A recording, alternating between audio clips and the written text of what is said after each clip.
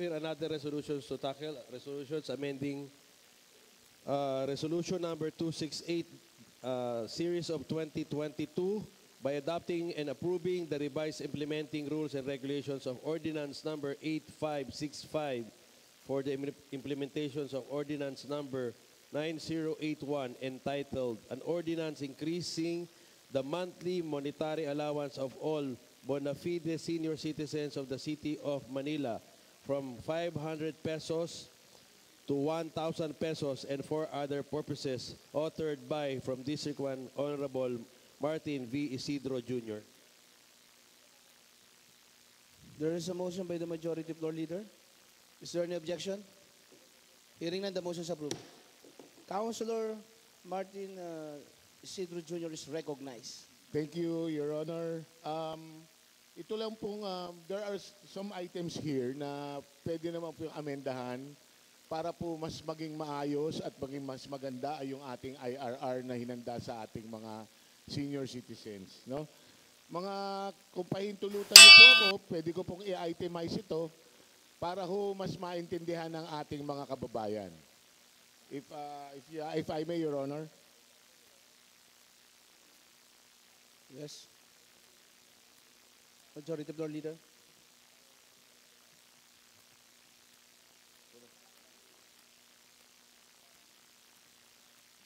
Pwede na po? Pwede na po. Okay. Go ahead, Konsyal. Ito po yung adoption, a resolution adopting and approving the revised implementing rules and regulations of Ordinance number 8565 as amended by Ordinance number 9081 entitled An Ordinance Increasing Monthly Monetary Allowance of All Bona Fide Senior Citizens of Manila from 500 pesos to 1,000 pesos and for other purposes. Ang una po nating i-clarify dito, yung pong rule number 1, the purpose and revision of the IRR is hereby approved in the pursuant of City Ordinance 9081, amending, yun nga lang po, the amendment of 1,000 monthly allowance for all bona fide senior residents of Manila. At yung pong section 2, sa declaration of policy, it shall uphold the privileges of its senior citizens to the benefits bestowed at them by virtue of City Ordinance 8565, a specific provision amended by the City Ordinance 9081. So, ito po, ipinakikita lang naman po rito na dating 500 pesos a month, ngayon po ay 1,000 pesos a month na po ito. So, ito po yung isa pang i-amenda natin under rule number 2. It's simple lang naman po ito. Dinagdag lang po natin to as additional record ng COMELEC, no? And this will serve as a check and balance for all of us. For non-voter and correction of details in COMELEC records is duly filled and notarized malayang pamamahayag. No? Sa rule number 3, nandito rin po, idinagdag ko, representatives from the Senior Citizens Affairs Manila shall verify and authenticity, veracity, and correctness of information. Yung pong tamang dalawang salita na yun, yung po ang naging basihan ko. Of the amended documents and actual residency of the senior citizen within 60 days of submission. On the said representation shall submit the report to the office immediately upon accomplishment of their task. So, dito naman po sa rule number 4, ipinakikita lang naman po rito ang quarterly distribution. Sa section 10, sinasabi na po natin dito ang quarterly distribution ng ating mga senior citizens allowance. Dati po yan every 4 months. Ngayon po ay every 3 months na.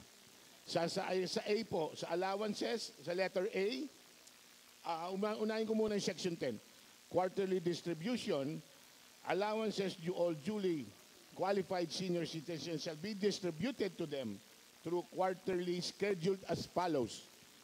A, allowances due to months of January to March shall be distributed not later than April of the same year, unless the occurrence of anticipated causes for delays and the amount to be distributed shall not be deducted in any way.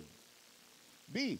Allowance due for the month of April to June shall be distributed not later than July for the same year unless the occurrence of anticipated causes for delays, the amount will be distributed shall not be deducted in any way. As of letter C also, Your Honor, allowances due to the months of July to September shall be distributed not later than October. And also, sa letter D po, this allowance due to months of October and December shall be distributed not later than January of the incoming year. Okay? For the last amendment po, Your Honor, ang sakop po dito is Section 12. Section 12 po ito po yung how can I put this term? Yung hinabaan na po natin ang appeal ng senior na hindi nakakakuha, no? Dito po natin makikita ang payout na senior na hindi nakakuha. Ito na po yung amendment yan. Ito na po yung amendment yan. Absence on scheduled allowance payout, failure to claim the monetary allowance on specified and announced scheduled allowances payout shall be rendered to void. However, a letter of appeal, explanation with the attached documentary evidence of the senior citizens verifying his or her failure to claim the allowance recommended as the punong barangay can be submitted within 10 days. Dati po kasi 5 lang. Ngayon po, 10 working days na rin po ngayon. Dinagdagan po, dinoble ko na din para mas magkaroon pa ng mas mahabang pagkakataon ang senior citizen na makaapila. So ulitin ko po, 10 working days only after the scheduled monetary payment of OSCA Manila, submitted documents will be subject to the validation and verification and will be subject for approval or disapproval. For the last amendment, Your Honor, declaration of inactivity. Senior citizens who have failed to attend or claim is 2 consecutive scheduled allowance payout shall be declared inactive. Hindi naman po siya tatanggalin, kaya lang idedeklara siyang inactive. Kasi po hindi natin alam kung siya po ba ay nakatira pa doon sa kanilang barangay o hindi na.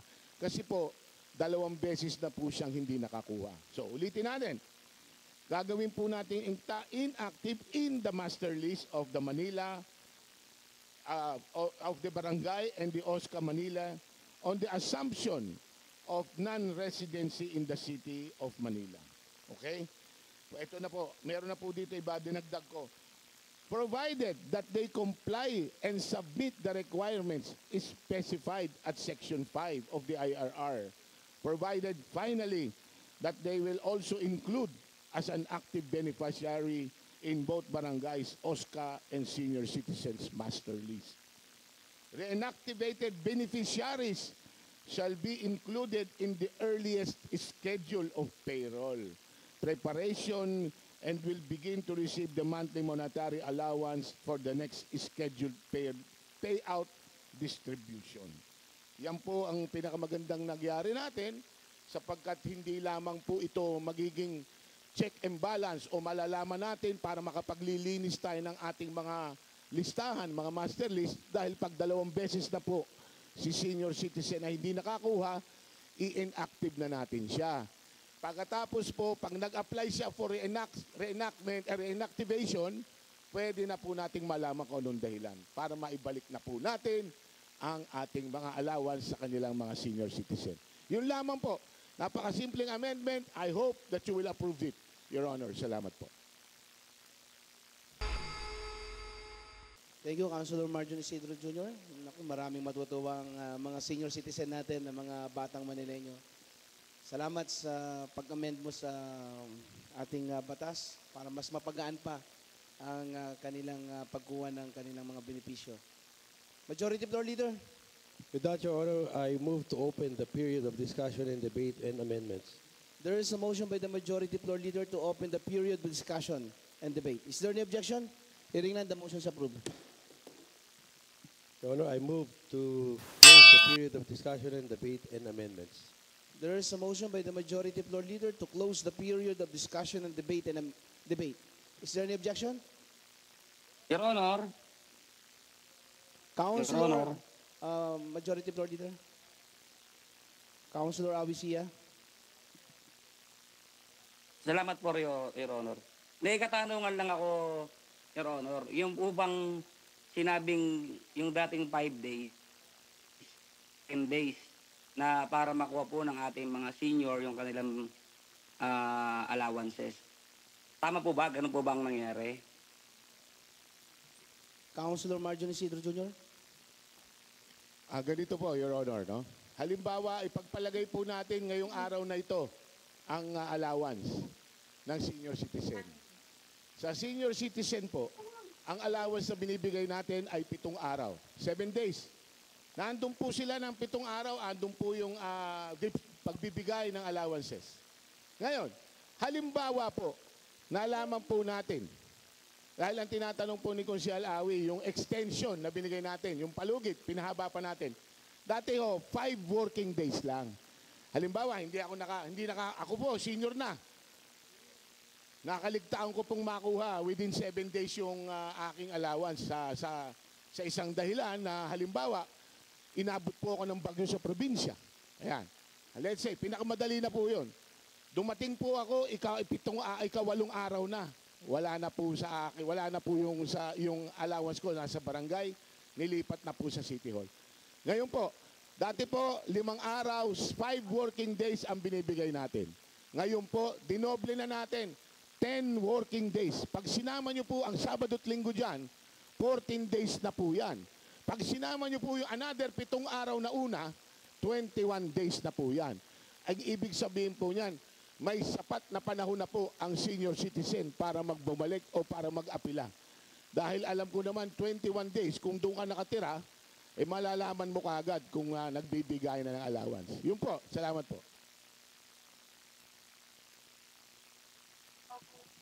Councilor Avicia. Salamat, Your Honor. Pero yun po, within 10 days, pag hindi na nakuha, mapoforfeit na po ba yung kanilang allowance? Councilor Marjorie Isidro Jr. Ang pag-forfeit po, ganito po yan. No? Kung halimbawa po, hindi pa rin nila nakuha yon, ang mangyayari po rito, ganito. Bibigyan pa po, ilalagay pa rin po yung pangalan niya. Okay? Sa susunod na payout. Nandun pa rin po. Kahit hindi niya nakuha, 2 beses po ilalagay ang pangalan ni senior sa payout. Kung nagbigay ng Marso, March, bilang tayo ulit, March. Okay, sa susunod, June. Pag wala pa po siya ng June, ang gagawin po natin dyan po natin, hindi naman po tatanggalin. Kumbaga, ilalagay po siya sa inactive list, sa master list. Kasi po, 6 na buwan ka nang nandun, 6 na buwan ka nang wala doon, hindi mo kinukuha, baka ina-anticipate natin, wala ka na doon, o ikaw ay sumakabilang buhay na, di ba? Kailangan malaman natin, at yan po rin ang dahilan, at napakaganda rin po para sa OSCA at sa mga barangay, para magkaroon na sila ng paglilinis. Kasi kung mag-a-apply naman po ulit yung senior na hindi nakakuha ng 2 beses, ay pwedeng-pwede po. At makakakuha na rin po siya ulit doon. Yun po yun, Your Honor. Your Honor? Councilor Avicia. Your Honor, paano po gusto ng senior? Sa isang taon, doon niya kukunin yung kanyang pensyon. Makukuha pa kaya niya yon? Inipon lang niya? Gaya po ng inulit Councilor ko. Marjorie Isidro. Gaya po ng inulit ko, Your Honor. Ganito po. Bibigyan po ng 2 pagkakataon. Pagka wala na po talaga siya doon sa araw na yon, hindi na po talaga kailangang ibigay yun. Kasi nga po, hindi naman natin alam kung nasa na siya. Wala naman po makapagpatunay kung nandun pa siya. Kapag 2 beses ka na po talaga binigyan, ay nawala ka pa ron, kailangan po ilagay ka na muna sa inactive list. Hindi po kasi parang bangko ang OSCA at parang hulug-hulugan na parang kung kailan mo gustong punuin, pupuntahan, ganun ang gagawin mo. Di ba? Hindi po ito tinatawag na, anong tinatawag nating paluwagan na parang gusto mo ipunin. Hindi po ganun. Kasi po, mas marami pong magiging komplikasyon pagka ho ganun ang ginawa natin. Nandito po tayo para ayusin ang mga listahan, nandito po tayo para maganda ang bigayan. Sa ngayon naman po, ako po ay nag-oobserba lamang at nakikita ko naman na maayos naman ang pamimigay. Your Honor, salamat po. Councilor Attorney Maraming- J. Bison. Maraming salamat po. Can I ask lang po the good counselor, ano po yung procedure para maalis sa inactive list po? Councilor Marjorie Isidro. Anong procedure? Procedure para mabalik. Opo, kasi di ba po ang mga hindi po Magpapa-reactivate lang po kayo. Magpapa-reactivate lang po kayo sa barangay, tsaka sa OSCA. Opo. Ngayon, titignan po natin kung bakit gano'n. Ngayon nga po, ang maganda rito, dati po, ang reactivation after 6 months. Ngayon pa po, the following month, pwede nyo nang mag-reactivate eh. Para humaihabol yung iba pa yung para makakuha pa kayo sa susunod na payroll. Opo. Councilor Attorney JB. Kasi po dito po ako papunta. Usually po, at least sa experience ko po, ang nakita ko pong hindi nakakakuha ng allowance po ay yung mga bedridden po na mga residente natin. Kaya ako lang po gusto malaman ano po ba yung procedure for reactivation.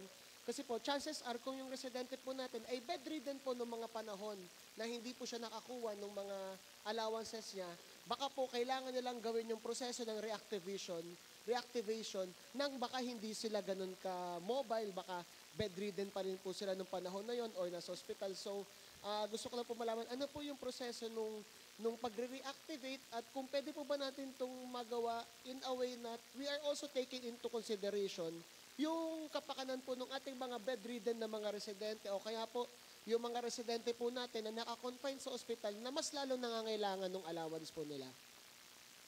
Councilor Attorney Marjorie Isidro. Okay, ganito po kasi yan, sir. Napakadali lang po mag-reactivate eh. Pinakamadali po yan, hindi po mahirapan ng senior. Ang mahirap po yung hanapin yung senior na hindi nakakuha ng allowance. Kasi hindi nga po natin alam kung nasan eh. Ganito po yan. Meron naman pong exemption eh. Hindi lang po nyo naaalala yon. Kaya ako'y natutuwa na nandito ako ngayon. Kahit tanungin nyo ako, abutin tayo ng simbang gabi rito, sasagutin ko kayo. Kasi yung nakakatawa rito, maganda eh. Ito yan eh. Meron naman po exemption eh. Yung tungkol din sa butante, umiikot lang po tayo. Pwede naman po. Ang bedridden, inuuna pa po yan, dinideliveran. Pag sinabi naman po ng barangay na bedridden yan, automatic po yan. Ihahatid ang allowance ng barangay. Yun lamang po. Opo. Again po, ask ko lang po, ano po yung proseso ng reactivation lang po? Paano lang po gagawin? Para lang din po malinaw po sa akin. Your Honor, sa mga hindi nanonood. po ako masyadong particular sa procedure ng reactivation. Pero, alam ko po napakasimple lang nito. Para lang ho kayo nag-apply ulit ng ID. Na i-reactivate kayo, nasasabihin lang ni barangay, si Mr. Juan de la Cruz po ay bumalik na galing probinsya at nandito na po siya ngayon, pwede po natin i-reactivate na to para mo makahabol siya sa susunod na payout. Opo. Madali Doon lang po. po. Sa proseso po na yon, will the personal presence po of the senior citizen be required po ba? Personal, hindi po. Opo. Ang Pwede kailangan po ba natin lamang siya po talaga, talagang merong certification ang barangay na nandun na siya. Okay. Napakadali lang po. Hindi po natin pinahihirapan ng senior dito. Ginawa po itong IRR upang mapaganda ang sistema ng senior citizen. Yung pamimigay at pagsasaayos. Ang maganda naman po rito, Your Honor, hindi naman po nawawala yung kayang pribileyo bilang senior citizen eh. Ang pinag-uusapan lang naman po rito yung allowance. Kasi pa mamaya baka iniisip ninyo, ako, wala na, suspendido ni ID ko. Hindi po. Pwede pa rin po kayo kumain sa Jollibee, pwede pa rin po kayo magbayad ng grocery, ng mga diskwento ng gamot, ganun pa rin po. Except, yun nga po, dahil 2 beses na kayong hindi doon nagbigay o hindi po kayo nakarating sa takdang araw at panahon ng pamimigay ng allowance, we have to inactivate muna ang inyong pangalan to verify. Napakaganda po nito kasi po dito natin makikita ang maganda pa, maaayos pa natin lalo ang mga listahan ng ating mga senior citizen. If I may po, last word na lang po. Yun nga po, nakikita ko naman po yung isang possible lang kasi na issue na sana po pagtulungan natin. Dahil magkakaroon talaga ng mga na may inactivate dahil for whatever reason may mga senior na wala pag payout. Kasi parte talaga ng buhay natin na nakita na natin. It's nangyayari po talaga. Siguro po maganda, let's make sure na lang po na yung pag-reactivate po ay madali at kung kaya pong mabawasan yung mga sitwasyon na kailangan pa ng senior na nandun kasi po mahirap po para doon sa mga ibang senior to be at a certain place kung mag-asikasa po para lang po madali yung buhay niya. Tsaka mas mapadali po yung buhay, yung makuha po nila yung kanilang allowance. Sila naman po request ko eh. If ever po magkakaroon ng mga bagong rules po, pagdating po sa reactivation ng mga na-deactivate na, mas madali lang po. Tsaka, kung hiling katanungan na lang po, yung mga dati po bang na mga senior na hindi na-acclaim before this audit, before po natin ayusin yung rules nila ulit, yung mga last year pa po sila nawala ng allowance, pwede pa rin ba silang magpa-reactivate ngayon para makuha nila yung allowance po nila before? Wala pong problema, Your Honor. Kasi po, merong ibang mga pagkakataon na nasa abroad ang pamilya o nag-abroad si senior. So, 2 beses siyang di nakapunta. Pagbalik niya after 6 months, bumalik siya, marireactivate po yun. As long as the barangay and the OSCA offices are having an agreement, okay po yun. Wala pong problema doon. Sa ngayon nga po, magmula po nung ating in-increasean ng 1,000 marami na pong bumabalik na senior citizen dito sa atin. Marami na pong bumabalik para mag-apply ulit ng kanilang mga senior ID para magkaroon sila ng allowance. Thank you. Councilor Tol Sargal. Thank you, Your Honor. Your Honor, para lang po may klaro ko lang din naman din yung proseso din po, di ba? So pag na inactive ka na po, nalagay ka na sa inactive na list, tapos lumipas na po, di ba? Usually nagiging quarterly na po yung pagbibigay ng para sa senior citizen. Sabihin po natin, 2 quarter po sila nawala. So that's 2 bigayan po na hindi rin po nakapunta. Kasama na sila sa inactive list po ng time din na yon. By the time na bumalik po ba sila, nagpa-reactivate po ulit sila, forfeited na po yung 2 unang bigay na rin po sa kanya. Councilor Marjorie Isidro Jr. Mapipilitan po tayo i-forfeit yun. Kasi talagang hindi hirapan na po tayong balikan yun. Pero kung mag-a-apply po siya ulit, tuloy na naman po ang kanyang allowance every 3 months. Councilor Tol. Pero yun po yung kung what if ano po ba yung nagiging mga reasoning para rin po meron po ba tayo mga listahan din na valid na mga excuse din po sa paglagay po sa kanila nasa hindi po sa nakapagpunta dun sa 2 beses po na yon. And at the same time, dahil hindi sila nakapunta dun sa 2 beses na yon, kung valid naman po yung kanilang mga excuse tapos hindi naman sila nakabalik po nun, yung reasoning po ba natin para sa pag-forfeit din naman sa kanilang na hindi po sa pag-claim ng kanilang mga allowance po ay hindi po ba para magiging unfair din naman po yun dun sa kanila pong kanilang right po or kung privilege na pagkuha nila dun sa sa kanilang allowance po. Councilor Marjorie Isidro. Magandang tanong po yan. Sinabi niyo po unfair. You use the word unfair, tama po? Opo. Mas unfair naman po yung sila magkakaroon samantalang yung mga senior na nakaupo doon naghihintay ng allowance sila for 6 months, 2 beses sila nakakuha. Sino magiging unfair? Baka sila naman ang tanongin ko, mas magiging unfair sa kanila. Libo sila konti lang siya. Di ba? Ganun po yun. There should be a check and balance. If I will remember, Your Honor, yung po kasing, kaya po natin ipinagtibay ito, we made sure na in the process, nakapag-cleansing tayo. Opo. Kasi po alam po ninyo, malungkot man pong sabihin o malungkot man po ang katotohanan, talagang yung iba po talaga kasi, hindi pa po natin talagang malaman kung nasaan pa sila Meron po talagang nandyan lamang o sa ibang lugar nakatira, pero hindi po talaga natin pwedeng sabihin na yun nga pong 2 ay kukunin pa niya yung allowance niya. Sa palagay ko po, unfair talaga yun. Pagka unfair dun sa mga tao na talagang alam natin na living and residing and voter dun sa barangay na yon. Your Honor, wala naman po akong ginalaw dun sa mga botante. Wala pong ginalaw. Ang ginalaw ko lamang po, yun lamang po, napakaiksing mga bagay, inilagay ko lang naman po, mas isinaayos ko lamang para kung sa ganun, pag may nagtanong, hindi po tayo mapapahiya sa kanila. Opo. Opo, naiintindihan ko din naman po. Kaya nga po, ano naman po ito eh, we are creating po a system po para po talaga mas patas naman sa lahat din naman po ito.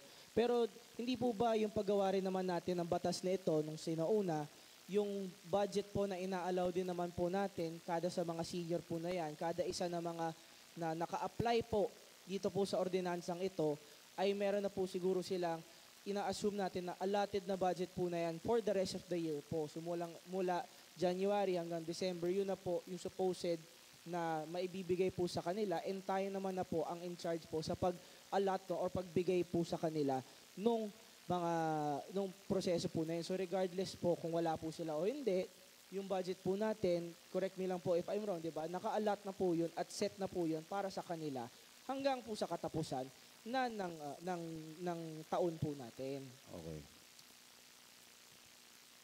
Councilor Margin. Your Honor, nung ako po ay hepe ng OSCA, pagkatapos po makuha, pag may natirang pera po na nanggaling sa barangay, isinusoli na po yan sa treasury. No? So, noong panahong yun, gipit na po tayo, marami po tayong pandemic po yun. At ngayon, ganun pa rin po naman ang ginagawa natin. Hindi naman po natin pwedeng ialat lang yun sa isa. So, we assume na ito na po ang members. So, doon tayo kumukuha ng basihan. No?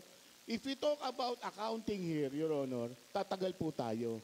Ang pinag-uusapan lang naman po natin dito, itong simpleng amendment sa ordinance. Pagka ginamitan natin ng mathematics to, mahirapan tayo, sir. Kaya, mahina pa naman ako dun. Okay. Ha? Pag nilagyan natin ang mathematics, mahirapan tayo. Opo. Ano lang naman po to, Your Honor. Pero alam ko, binili to. Merely clarifications lang din naman po dito po sa mga inquiry po namin. Kaya papasalamat naman po ako from the councilor from the 1st District sa pagkaklaro lang naman po dun sa aking mga tanong po sa aking sarili. Kaya maraming salamat po, Your Honor. Thank you. Maraming salamat rin po sa pangunahing may akda. Salamat. Councilor DJ Bagachi is recognized. Thank you, Your Honor. At sana yung author, hindi mo ma-high blood. Hindi ma-high blood. Hindi ma-high blood siya. Pero Your Honor, I just want to ask, I think I heard kanina yung concern ko po yung sa hindi botante, hindi na botante. Councilor Margin. Hindi nyo binalik. Hindi pa rin pwede. Sige, may tawag ka muna. Councilor Margin. Hindi ko po ginalaw yun. It is not included in the amendment. Yeah, so meaning yung mga hindi botante, they will not get pa rin the allowance. Okay. Paulit, lagi ko po binabanggit sa inyo ito, yung botante issue. Hindi po ako nagagalit. Natatawa lang po ako kasi lagi pong naging issue to eh. Sa totoo lamang po, tinanong ko naman po yung senior citizen. Tatanungin ko din kayo para lang tayo maging fair to everybody. Kasi parang ikaw po, gusto mo, kailangan kahit hindi botante, tama? Kung pwede po, opo. Kung pwede. Halimbawa, dalawang senior magkatabi. Pay out. Yung isang senior botante, yung isa hindi botante, pareho sila ng tinanggap. Hindi ba unfair din sa senior yun? Kasi May amendment nga po tayo pag hindi pwedeng botante. Ano po yun? 85 years old pataas, bedridden, tsaka physically and mentally incapacitated. Yun po ang ating mga ginagamit nating exemptions to the rule po. So kung halimbawa po natatanggapin natin yung mga hindi botante, paano po kaya natin makukonfirma sa 897 na barangay? Alalahanin po nyo, meron lang kayong tanggaping isang senior citizen sa isang barangay nyo na hindi botante. Ilan ang barangay dito sa Maynila? 897. Babayaran mo yung 897 ng 1,000 isang buwan. Sa 12 buwan, malaking pera po yun. Di po ba? Ibig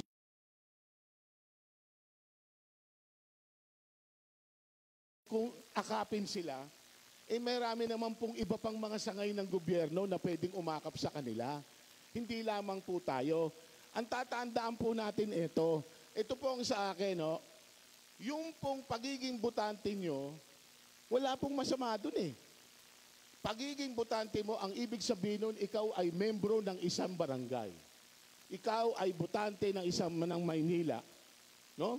Ang ibig sabihin po niyan, para sa akin, unahin ko kaya muna yung mga taga Maynila, yung talagang nandito, yung talagang nagmamalasakit sa atin.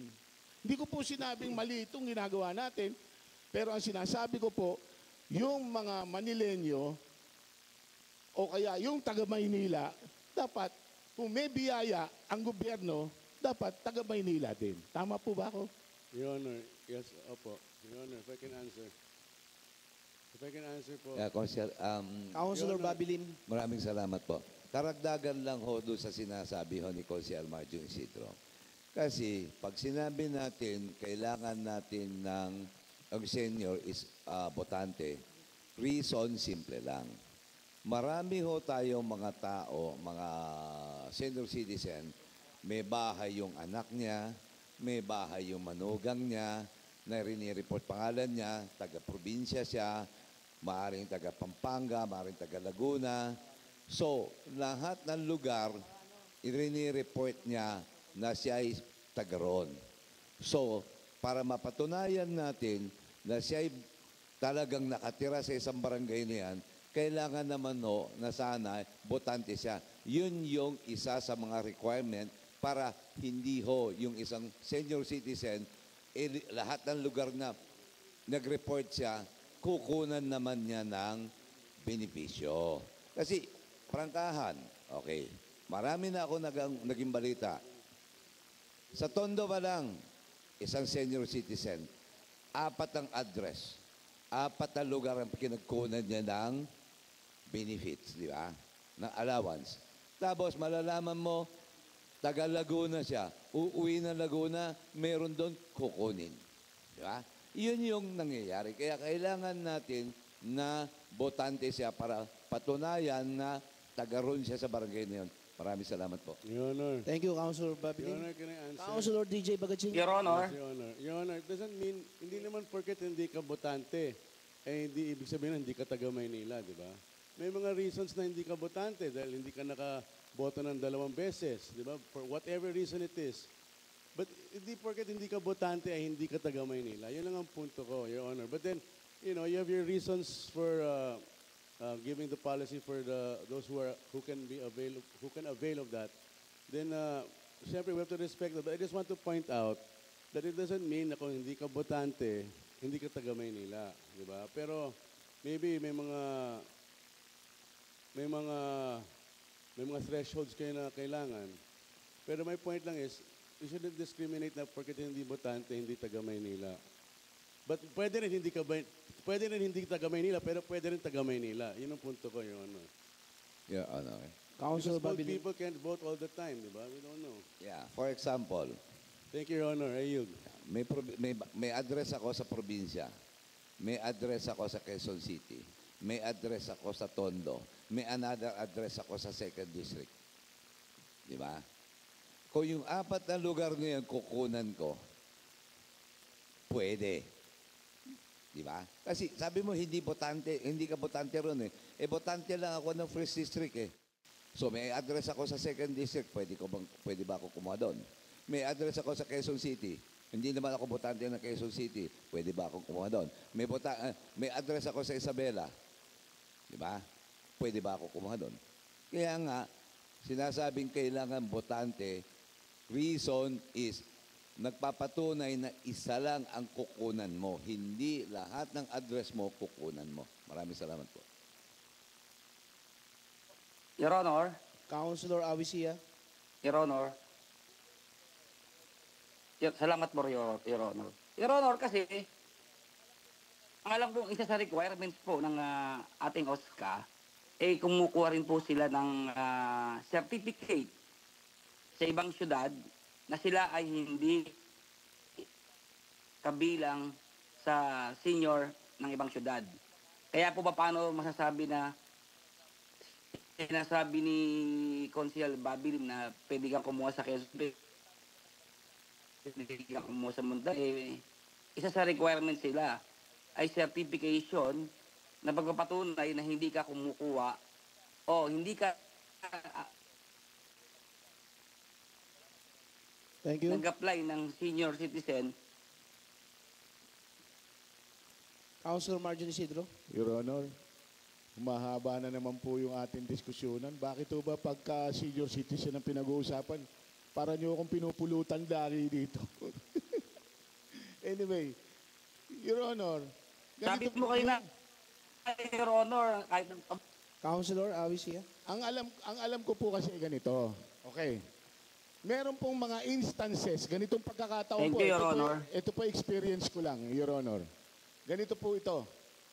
Merong halimbawa, isang senior citizen na taga, let's say, probinsya, gawin natin Laguna. Okay? Lumipat po siya sa Maynila. Pero may ID siya ng Laguna. Okay? Ang gagawin niya, parang isosurrender niya na yung ID niya sa Laguna. Sasabihin niya sa Laguna Barangay o LGU, hindi na po ako dito titira, pwede ko na pong kunin, pwede po ninyong bigyan niyo ako ng certificate na wala na po akong sa listahan ng OSCA ninyo dito sa Laguna. So ang gagawin naman ni senior na lilipat ng Maynila, dala-dala niya po yun. So mag-i-email na po yung Laguna kay OSCA Manila at sasabihin niya, ito si particular na tao ay hindi na pwede niya na po siyang kupkupin o baga diyan na po siya ngayon. Iso-surrender na po yung ID, kukunin na po ni OSCA Manila, yung senior citizen. Ganun po. Thank you. Councilor Philip Lacuna. Your Honor, maiksi lang. Your Honor, yung pinupunto lang po kanina ni Consiel Babilin na nais ko pong susugan. Ito po yung tinatawag po na double blade, Your Honor. Yung double blade, ibig sabihin, yun po yung posible na kumuha sila sa ibang lugar at dahil maluwag naman tayo sa Maynila, ay maaari pa rin kumuha dito. Tulad po ng biyenan ko, na butante sa Marikina, gusto magpa-OSCA dito dahil madalas naman po na sa bahay namin, dahil daw dito po, may natatanggap na allowance. Ako naman po ay hindi pumayag dahil double blade. May matatanggap sa Marikina, may matatanggap dito sa Maynila. Yun po lang ang atin pong iniiwasan. Ngayon, Your Honor, ito naman po ay walang problema kung sobra-sobra ang pananalapi ng atin pong lungsod ng Maynila. Ito po naman ay walang problema kung tayo po ay naka-lockdown or wala pong paraan para po makalabas ang atin pong mga senior citizen. Pero sa akin lamang po, Your Honor, tayo po, ang atin pong alkalde ay naghihigpit nga po ng kanyang sinturon para po masigurado na lahat ng lehitimong tiga Maynila ay nabibigyan naman po ng karampatang benepisyo. Yung hindi po nakaboto ng pang-una o ng pangalawang beses, once again, malinaw, pag hindi na po kayang maglakad, bedridden, hindi na makapagparehistro, ay pwede, wala pong problema. Pero kung ang senior citizen naman po natin, tulad ng medyo malakas pa, hindi po balakid ang magparehistro dahil napakaluwag naman po ng COMELEC para po magparehistro. So, again, sususugan ko po, ang iniiwasan po natin dito po ay yung tinatawag na double blade o yung tawag po ba doon, yung kumukuha sa lahat po ng mga LGU. Yun lang po, pagsisinop, paghihigpit ng sintron, lalong-lalo na ay tama lang naman po ang atin pong pondo ng atin pong syudad. Thank you, Councilor Philip Lacuna. Yep. Councilor DJ Bagatsi. Your Honor, Your Honor, But- thank you, Your Honor. I understand what the gentleman from the 6th District is saying. And then also see the gentleman from the Tondo 1 was also saying. But there can also be kasi a situation that a senior citizen has no other home than Manila, pero hindi nga botante. Kunyari, whatever reason, kasi Councilor Lim is giving reasons, kung apat ang bahay ko, apat ang ganyan. What if isa lang ang bahay niya taga Maynila pero hindi siya botante? Hindi siya nakaboto ng 2 beses. and whatever reason, di ba? But he only has one home for Manila. I mean, if we're giving examples, we have to give the other side of the coin. But then I understand naman what the gentleman from the District 6 is saying na cinturon, belt tightening. So, but I just want to also show that there's also an example of having one home in Manila, Your Honor. That's my only point, Your Honor. Thank you. Your Honor. Councilor I yield. Bobby Lim. Your Honor, maraming salamat po. Your Honor, di ho ba ang responsibilidad ng isang taong bayan is maging botante, bumoto ng gusto niya. So, ibig sabihin, pag hindi siya botante, ibig sabihin, ina-atras na niya yung karapatan niya. So, hindi na siya botante. Tapos sasabihin, paano mo sasabihin na wala siyang bahay sa ibang lugar? Di ba? Ano magiging reason niya or paano natin papatunayan na wala siyang ibang lugar na pinagbotohan or mayroon siyang ibang bahay o wala siyang ibang bahay? Kaya nga, ginagamit natin ang botante is saan ka boboto, doon ka kukuha. Katulad niyan, okay, meron akong senior citizen card ng Santiago City, Isabela. Pwede ba ako kumuha ng benefits doon? Di ba? Hindi, kasi dito ako botante sa Manila. Okay. So, yun ang sinasabi, bakit kailangan botante? Pag hindi siya botante, 2 beses siya hindi bumoto, pupunta siya sa barangay, sasabihin niya, bakit hindi ako nakaboto? Kaya nga sabi ni Consiang Marjun Isidro, kapag may sakit, kapag bedridden, kapag hindi kayang pumunta sa voting precinct at hindi nakapagboto, papatunayan lang ng barangay yan, bibigyan naman siya. Diba? E paano kung sasabihin ko sa Santiago, dito ako botante sa Manila, pero kukuha ako sa inyo ng benepisyo ko bilang isang senior citizen. Pagbibigyan ba ako? Hindi, di ba? Hindi dito. Papakita ko sa inyo yung senior citizen card ko from Isabela, from Santiago. Hindi ako pwedeng kumuha ng benefit doon kasi dito ako botante. Maraming salamat po. Thank you. Majority Floor Leader. With that, Your Honor, move to close the period of discussion and debate. Councilor Boy Isip. Boy Isip. Maraming salamat, Your Honor. Manifestation lang po, Your Honor. Nais ko lamang hong pasalamatan ng yung mga barangay chairman, yung mga sa barangay council, lahat po na nag-aasikaso po na makarating yung senior citizen allowance po sa kanila. Nais ko lamang hong pasalamatan po sila dahil po karagdagang trabaho to sa kanila, subalit dahil tawag ng paglilingkod ay ito po ay kanilang kaya maraming salamat po sa mga kapartner ng pamalang lungsod ng Maynila, lalo-lalo na mga barangayan na sinisigurado ho na patas at nakakarat lahat ng benepisyo, lalo-lalo na ho para sa senior citizen. Yun lamang po, Your Honor. Maraming salamat. Thank you. With that, Your Honor, may I kindly move to close the period of discussion and debate and amendments. There is a motion by the Majority Floor Leader to close the period of discussion and debate. Is there any objection?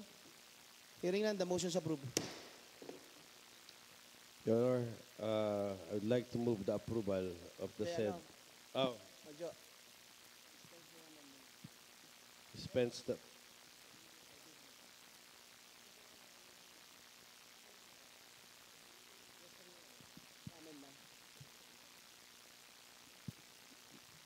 Like to move for approval of the said resolution, Your Honor. There is a ordinance. There is a motion by the Majority Floor Leader. Is there any objection?